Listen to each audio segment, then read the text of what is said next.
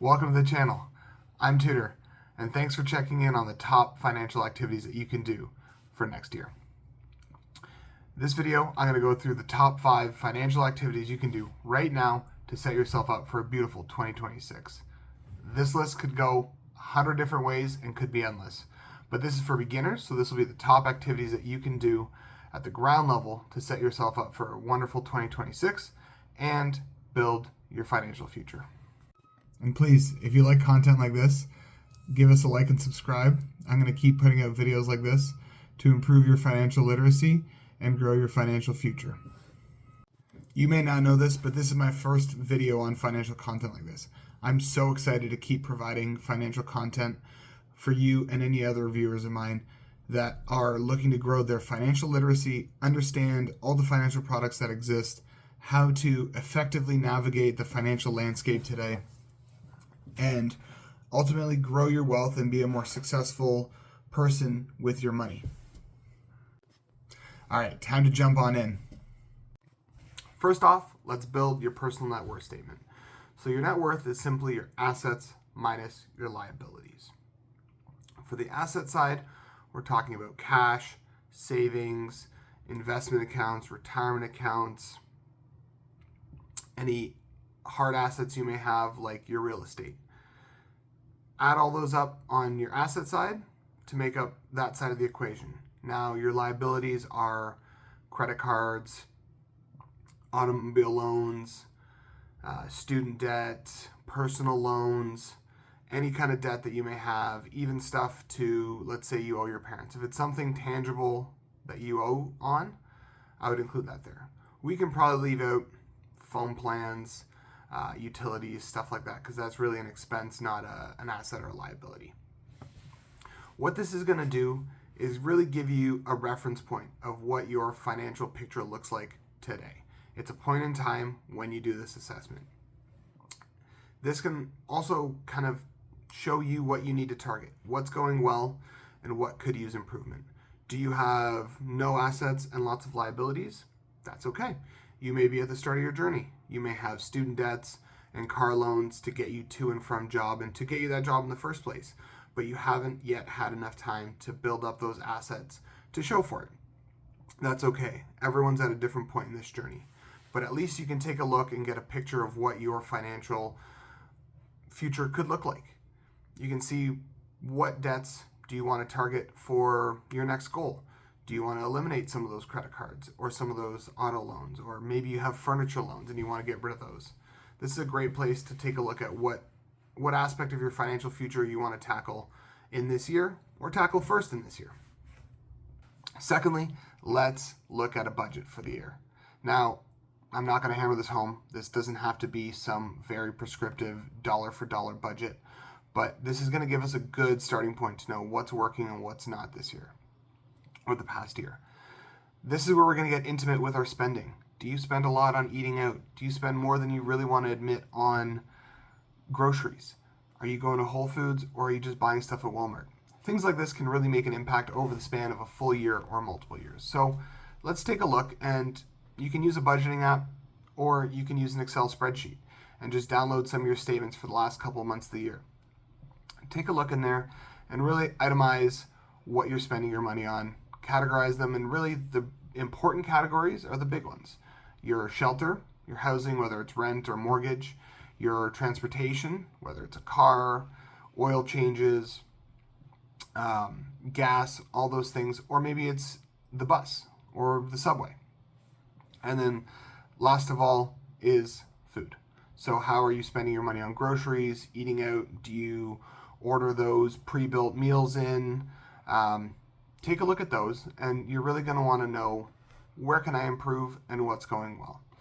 Now let's get intimate with these because they're really going to help shape what we want next year to look like and build off of the budget that we see from last year. Now, to be clear, what I'm saying is more to assess your spending categories, not necessarily make a budget yet. I think making a budget is a great option. I think you should, at a minimum, track these month over month and try and implement those changes that you want to see in your monthly spending And if you'd want to go as far as setting a budget and really tracking dollar for dollar where everything's going, that's also a great option.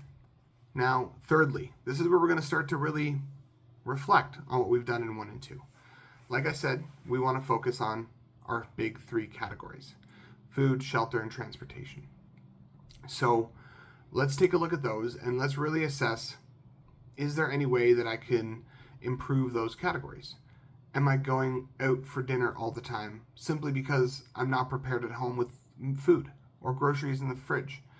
Am I spending too much on transportation when really I could be taking the subway for much cheaper? And am I renting an overly expensive place or much too large of a house or an apartment? These are all things that you can really improve in those big 3 categories of food, shelter, and transportation. Take a look. I'm not saying sell everything and live out of a cardboard box. But what I'm saying is really think, can I do better in these categories to meaningfully improve my financial position, to find margin so that I can save more, build for my future, and or get out of debt if that's what your goal is. And when I talk about those big categories, there's a few things in there that can really make a meaningful difference. If you're paying too much for insurance, renters or car insurance, you can renegotiate those every year at renewal, and you could be saving a couple $100s a year at minimum. And I know no one really wants to sit on the phone and talk to all those people in the call centers and go back and forth, get quotes, and assess it compared to what you have. But if we think about it in a positive way, if you spent an hour and saved yourself $100, $200, $300 a year, you can kind of look at it like you got paid $300 for that piece of work for just 1 hour. That's pretty awesome. And at this point, I'd also like to say, let's take a look at our subscriptions. I know we all sign up for stuff like Xbox Live and Adobe Premiere and any of the other streaming platforms. Do we really need those anymore? I know I personally haven't played Xbox in years, and I need to go cancel that subscription. Now, fourth, this is a pretty meaningful one, but you really need to understand your budget and your net worth before you can really start looking at this. Let's review your saving rate and how you save. Like, what are your saving habits? Are you an automated saver? Do you save without thinking about it? Or does saving come as an afterthought once you've finished spending all your money for the month on all the bills and things that you want to do? These are all really important things to think about. I think automating your savings is an incredible step to building wealth. You put it on autopilot, you don't have to think about it, and after a month or two, you don't even notice that there's a couple $100s missing from your paycheck that went to savings before any of your spending. And that could be the $100 that maybe you saved from some of those subscriptions and some of those renegotiation of your bills. Let's take a look. First, how do you save? How have you been saving in the past? And think about why. Are you unsure if you're going to have enough money for that month's spending and the bills?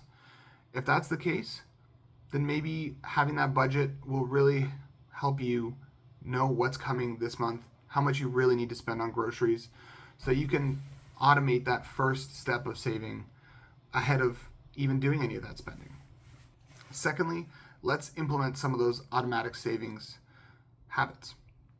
You can set up pre-authorized kind of savings within your bank accounts so that you can, on payday, if it's the 1st and 15th or if it's every other week, you can set up a timed transfer between your accounts. So your checking account gets hit with your paycheck, immediately your transfer goes from your checking to your savings of a couple $100s.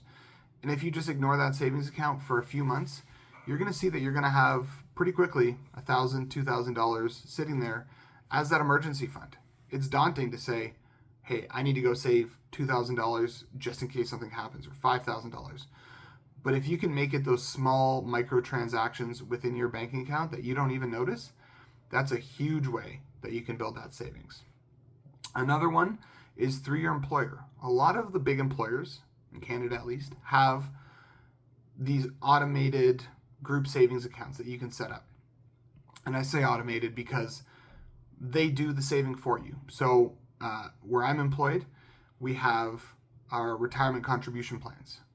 And you can set up your 2%, 1% of your paycheck to go to that retirement savings plan. automatically with each paycheck. And the best part of those sometimes is your employer has a match included in those. That's going to come later. But something like that is an awesome tool. You can also set up non-retirement accounts, so you can just have savings accounts that come from your employer with group savings accounts. That's a great way to do it. And a third way that I've personally implemented is you can split up your paycheck. So if you're like me and you have stuff at a traditional bank where you do all your checking and maybe you have a high yield savings account, then you can set up your paycheck to send 90% of your paycheck to your normal checking account, and then that last 10% to your high yield savings. So even before your paycheck comes in, you've already saved. You don't have to worry about it. And then you just manage that 90% for your spending. I personally think that's one of the strongest methods that you can build your savings. Now, the last one, the fifth one, review your workplace benefits. Right now, it's the end of the year. This is typically when you re-enroll in all of your workplace benefits. So your dental, your medical coverage, those are great. Those are part of your total compensation, and you need to make sure that those fit what you need. Sometimes you can lower them if you have less of a need for those types of insurances, and use that extra money for things like gym membership, part of your lifestyle account or your health spending account. That's a great way to save money on a gym membership by using the benefits that your company already gives you. Also make sure that it fits what you're going to need, that you can foresee in your future this year, right? If you think you're going to need braces, maybe you should upgrade your benefits to that plan so you don't have to spend that money out of pocket. If you're under your parents still, maybe you don't need that extra benefit. If you have a partner, maybe consider adding them. If you have recently had a child, add them to your benefits so you don't have any surprise pop-ups out of nowhere that cost you hundreds or thousands of dollars out of nowhere. Along with that, like I said just a moment ago, you have your retirement savings. So a lot of employers, as part of that total compensation, include some sort of employer match. A lot of the times it'll be some percentage match of your annual salary. So I think in my personal benefits, they automatically do a 4% contribution to my retirement. And then if I add 2% of my pay from my side, they'll add another 2% to match 100% for that 2%, which ultimately turns into, and I know I've said percent like 1,000 times, but that turns into a 8% contribution to your retirement. So already there, you're saving 8% of your salary on an annual basis. That's awesome. If you look at people like Dave Ramsey who say you should be saving 10, 15%, you're already there just by doing this. So that's an amazing, amazing step that you need to take advantage of because it's part of your compensation. That's part of built into your contract of how much they're going to pay you. So you should really take advantage of all those options.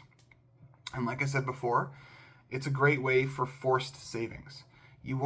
Most of the time, you won't even notice that money leaves your account because it never left your account. It never got there in the first place.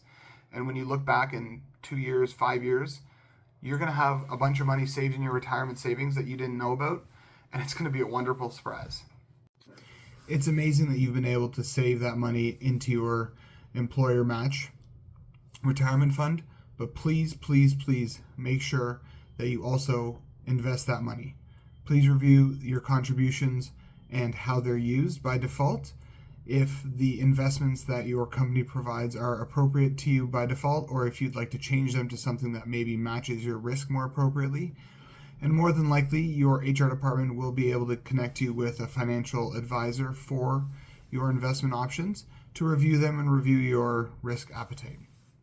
They also have built-in risk appetite calculators that ask you about how you would handle certain types of situations, financial downturns, loss of investable money due to those downturns, things along those lines that will help you gauge which one of their investment options is appropriate for you. While I definitely recommend talking to a financial advisor to truly assess and understand what all those investments have as risks and opportunities for you, I do encourage you to review those and pick an appropriate investment vehicle for your money.